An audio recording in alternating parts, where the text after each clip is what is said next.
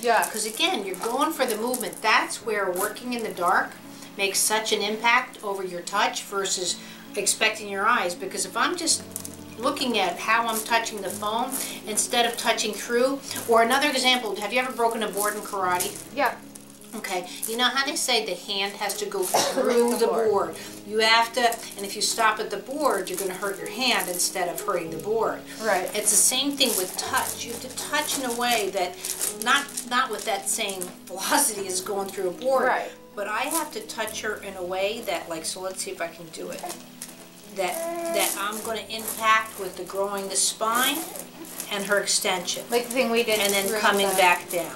Through the sit bone where it traveled all the way up your back. So there she goes. Now she's more responsive, so she's allowing me to bring herself up, and then I'm coming back down. I'm coming up. And you're rotating through her sit bone through the sit. Even though people concentrate on the exact point where they think my touch is, Sure. I have her bum like this. And I'm rotating up and coming back down. And same thing with the way my hand is here on this side. I'll move it.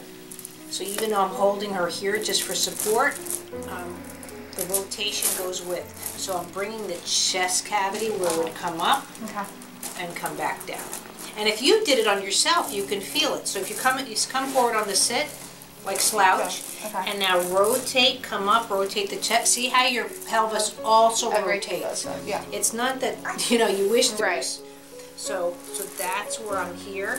But guess what? Right there, this is her coming over the feet and the knees for pre-crawl.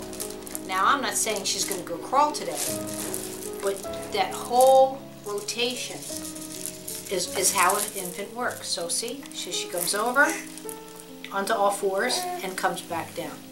So just being able to do it in sitting is just a precursor. So it's like reading a book. You've got the chapters and so forth. This is just one of her little highlights on her chapters of what's to come. But also too, you see how nice the feet are. So she's going over her ankles. Now at this point, if the ankles were stiff, then this knee would be in more. You'd start seeing more habitual movement pattern. So if the knee was in more, now I would have more time or a harder time rotating that pelvis. Where see is her leg is much freer. Because there's no place for her belly to go and everything else to go with the knee in the way.